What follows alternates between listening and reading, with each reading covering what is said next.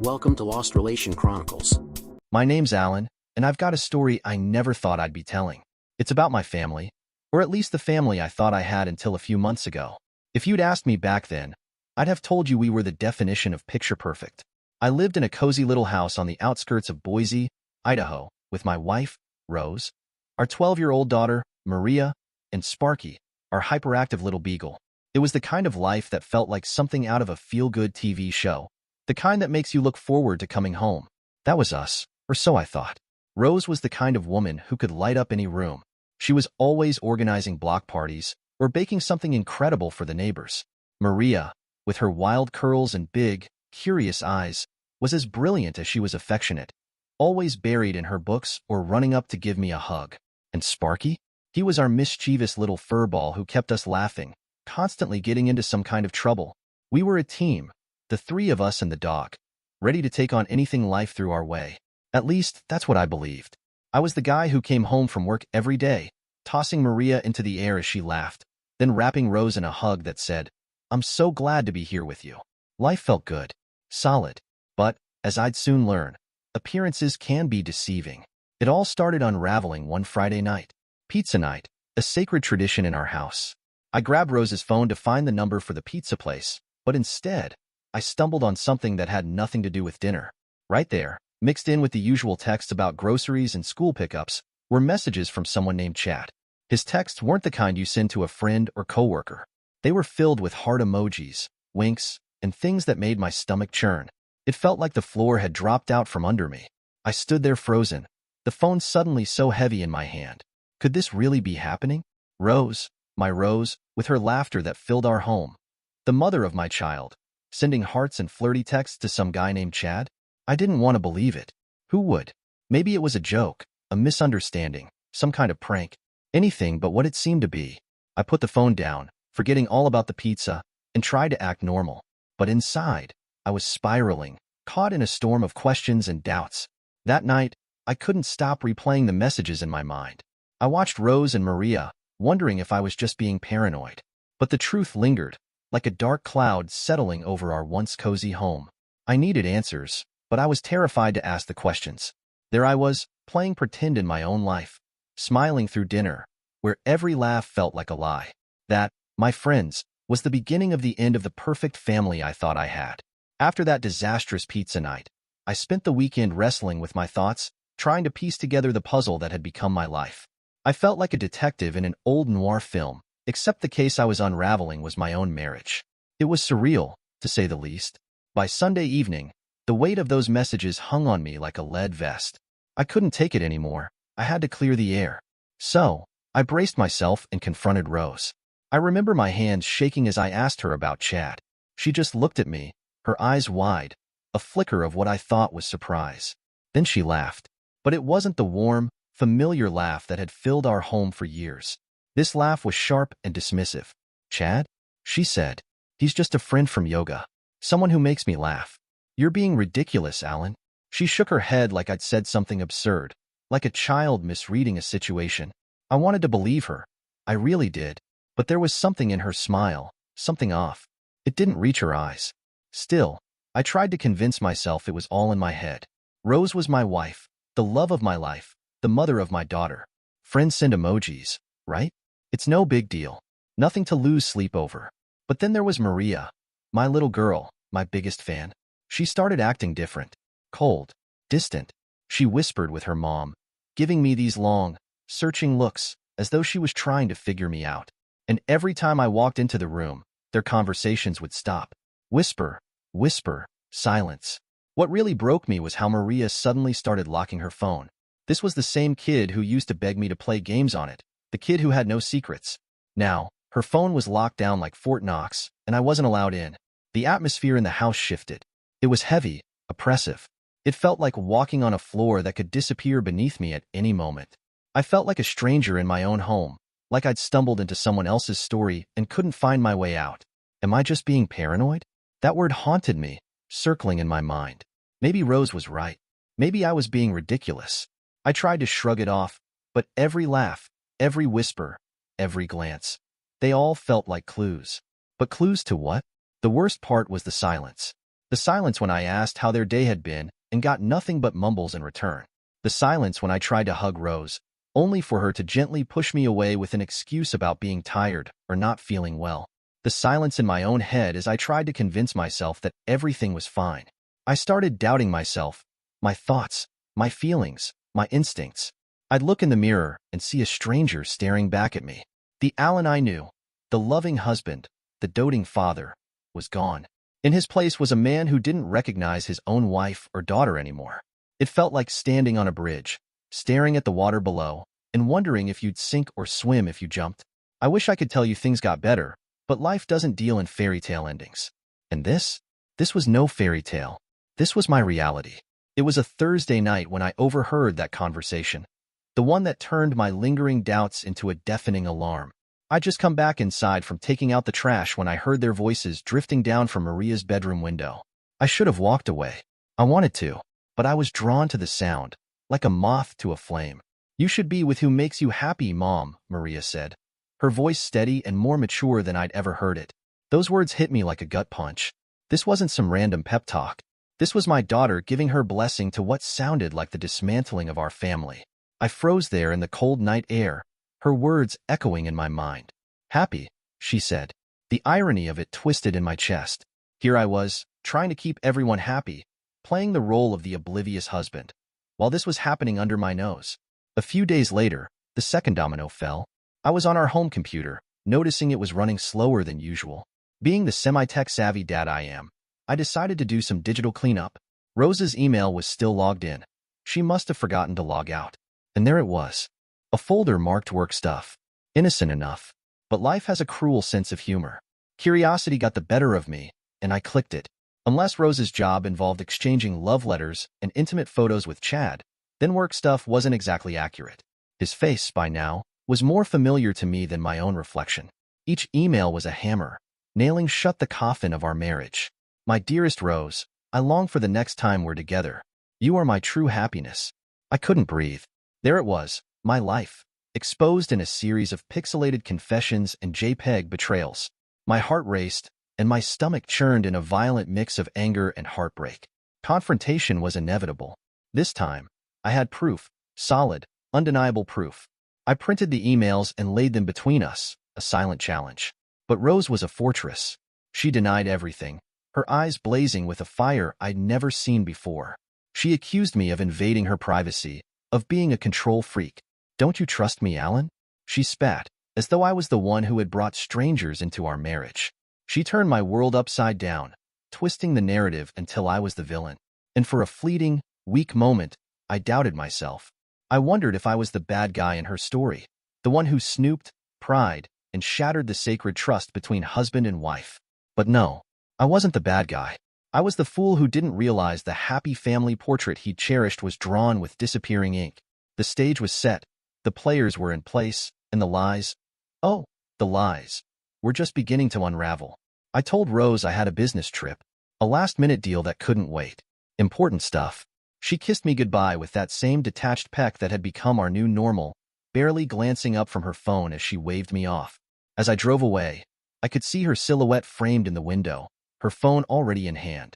My gut twisted. I didn't head to the airport. Instead, I parked a street over, slouched low in my buddy's beat-up Camaro. Baseball cap pulled low, heart pounding in my chest, I waited. It felt like a stakeout in my own life, which is just as messed up as it sounds. The hours dragged by, and doubt began to creep in. What if I was wrong? What if those messages and emails were just fantasy? A bad joke?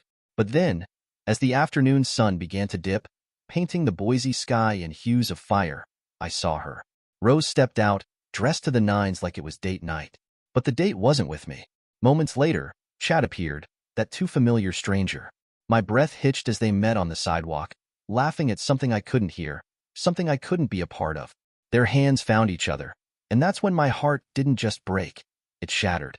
They were headed to Luciano's, the kind of place with cloth napkins and a wait list. The kind of place we'd reserved for anniversaries, where we'd whispered sweet nothings over candlelight. I followed them at a distance, the Camaro's engine humming low beneath the city's evening sounds. From a parking spot across the street, I watched through the restaurant window. They picked a table. Our table. The one near the back, with a view of the park. When Chad kissed her hand across the white tablecloth, it felt like I was watching a scene from someone else's life. A life I knew all too well. I wanted to storm in, to flip tables, to demand answers. But I didn't. I sat there instead, a silent spectator to my own tragedy. Fury boiled over inside me, my hands gripping the steering wheel so tight my knuckles turned white. It was real. All of it. The lies. The sneaking around. The betrayal. It wasn't just in my head anymore. It was right there, tangible and undeniable, like the leather of the wheel beneath my hands. This wasn't a bad dream. It was worse. Because in dreams, you wake up. There's relief. But there was no waking up from this. No escape from the sting of betrayal. It burned through me, hot and relentless, leaving me to smolder in the wreckage of what I once thought was a happy life. Parked in the shadows with a heart full of lead, I realized the depth of the lie I'd been living. This wasn't an accident. It wasn't a mistake. It was a choice. Her choice. And it shattered everything. You'd think the sting of that moment would have been enough drama to last a lifetime. But life has a way of sucker punching you again and again. You either lie down and take it, or you stand up and start swinging. So, I chose round two. Fueled by the truth clenched tight in my fists, I waited. The next day came. The images burned into my brain, turning every thought into a live wire. I couldn't eat. I couldn't sleep. I couldn't look at Rose without seeing her laughing it up with Chad. When I confronted her, I didn't come empty-handed. This time, I had a phone full of photos, evidence as clear as daylight. In the quiet of our kitchen, I held up my phone, the pictures glaring back at us like a spotlight on the truth. You and Chad, I said, my voice steady as a drumbeat. At Luciano's. At our table. I waited. I watched her, waiting for the mask to slip, for the lies to crumble. Her face cycled through a gallery of emotions, shock, fear, anger, until it finally settled on something that resembled sorrow. Alan, she whispered, her voice trembling, the first trace of realness I'd heard from her in months. And then she broke down. Tears spilled over. Her hands shook. The affair wasn't news anymore. But the why? That hit me like a gut punch. You changed, Alan. You stopped being fun. You got so serious and dull. Chad, he's exciting. He makes me feel alive. It was as if she had handed me the blame, wrapped up neatly, as though I were the one who'd pushed her into someone else's arms. I stood there, dumbfounded, my anger slowly morphing into rage. Then Maria. She had been a quiet presence in the hallway, but at her mother's cry, she stormed in like a summer storm. Dad, how could you? She screamed, her little face twisted in anger. You made Mom unhappy. You're a liar. My own child. My little girl. She looked at me like I was the monster under the bed, the villain in the story. The world around me seemed to disappear as her words pierced through me, each one a verdict of guilt. I wanted to reach out to her, to explain, to make her see. But she was past listening. And there it was. My family, a house of cards caught in a windstorm. The confrontation I thought would be the end was only the beginning. A twisted path leading deeper into a thicket of blame and hurt. I was the husband who lost his wife to a fantasy. The father whose daughter turned against him. The man who thought he could fix everything, only to realize that some breaks can't be mended. So, I laid it all out. What did I get? A broken heart, a daughter who thought I was the bad guy, and a home that felt like a war zone. I stepped into the ring expecting a fight, but I wasn't ready for this kind of battle. The kind where even when you're right, you're wrong. The kind where the ground falls out from beneath you, and you're left falling with nothing to hold on to. After the shouting subsided and the house settled into heavy silence, I was left alone with the shattered remnants of what used to be my life. That night, as darkness enveloped me, the scenes of betrayal played over and over in my mind like a twisted highlight reel. By dawn, when the first pale streaks of light touched the room, I made up my mind. No more Mr. Nice Guy. No more Alan the doormat. It was time for action. First things first, money. It always comes down to money, doesn't it? I logged into our online banking with grim determination. My fingers didn't hesitate as I transferred the bulk of our savings into a new account, just my name on it this time. Next, the credit cards. Snip, snip. All of Rose's cards cut off. She wouldn't be whining and dining with Chad on my dime anymore. But that was just financial foreplay.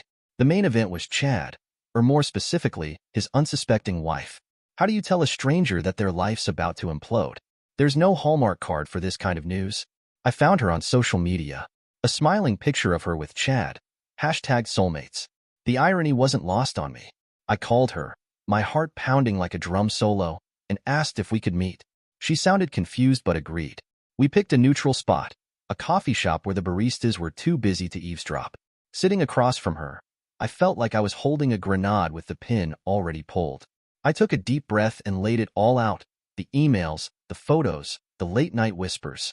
She listened, her face going from confusion to horror, then to a kind of numb resignation.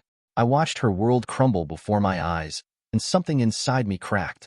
What was I doing? Was I seeking justice, or was I just spreading pain? But there was no going back. I'd opened Pandora's box, and all the dark things flew out, wild and uncontrollable.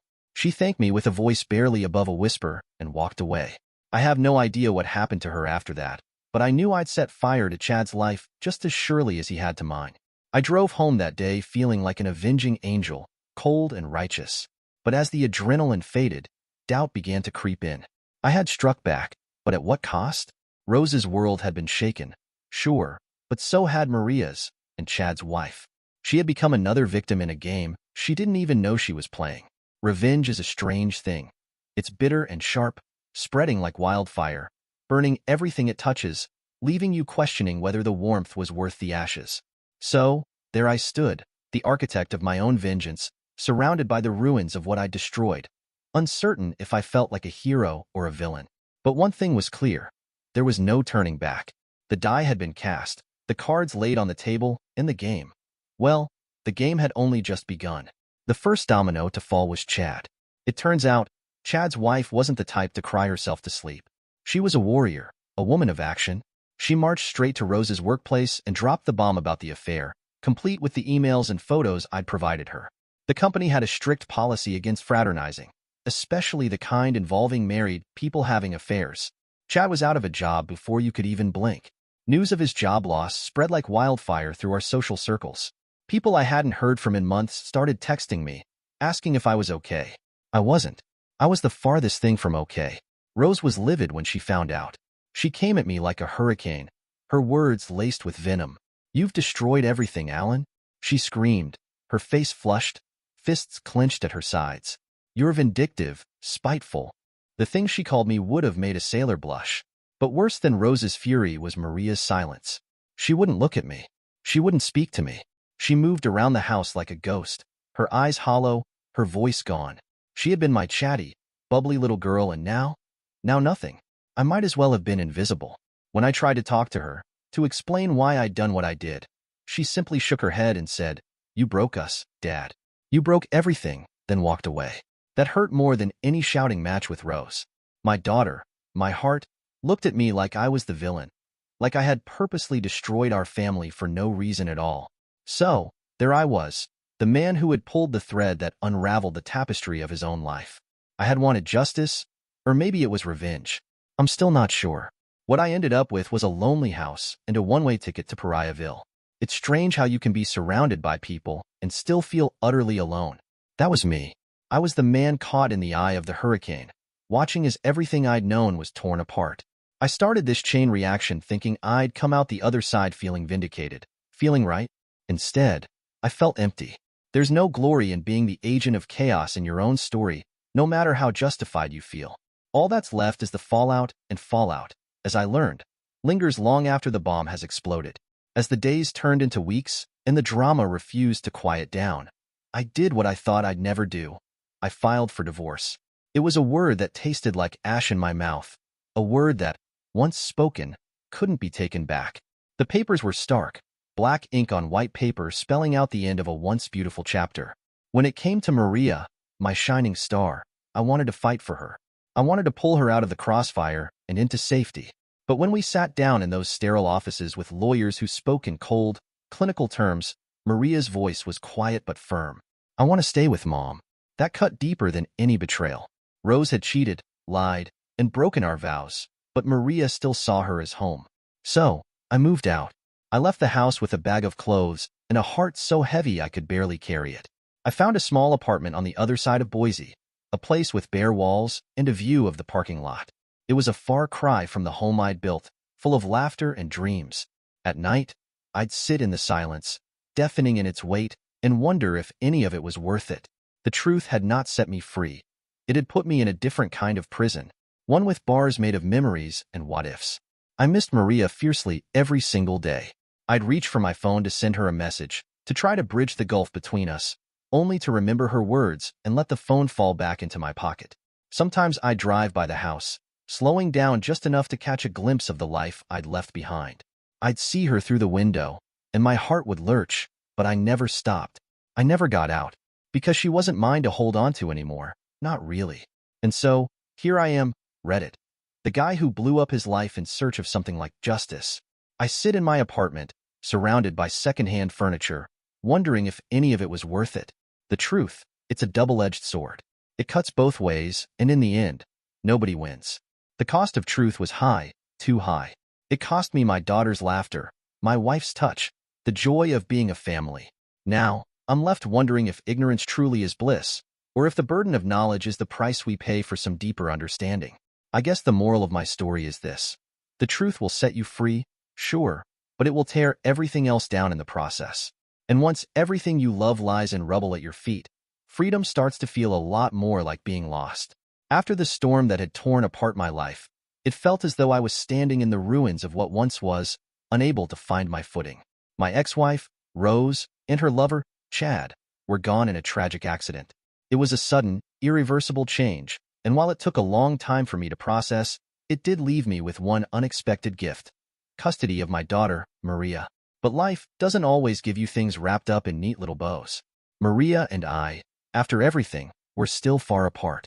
She was 18 now, an adult who had made her own choices, and those choices had taken her away from me. She left home, and our relationship, once close and full of promise, was now nothing more than a distant memory. We didn't speak. She blamed me for the collapse of our family, and I couldn't blame her for it. But that didn't make the silence any easier to bear. The day I received full custody of her, I thought I'd feel a sense of victory, of completeness. But instead, it felt hollow, like I was holding on to something that wasn't truly mine anymore. I tried to reach out to her, tried to make amends, but Maria had already made her decision. Months passed, and I found myself stumbling through life again. But this time, there was someone new in it. Her name was Emma, and she was nothing like anyone I had ever met. She was patient, kind, and saw me for who I was, not for the mistakes I'd made or the pain I'd caused. It started off slowly, a friendship, a shoulder to lean on, but over time, we became something more. With Emma by my side, I started to see light again.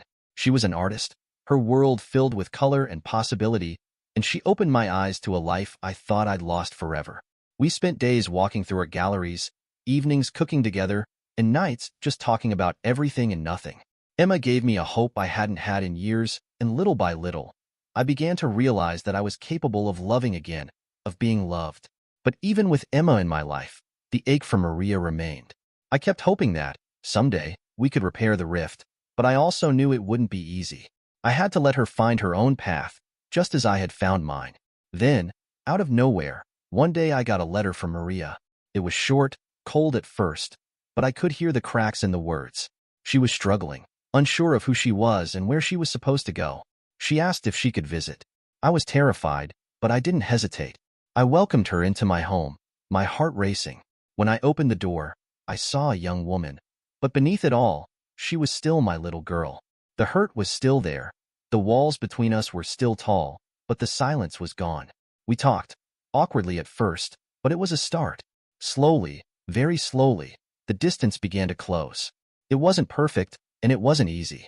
We had long conversations, some tearful, some filled with anger, but over time, we learned to understand each other again.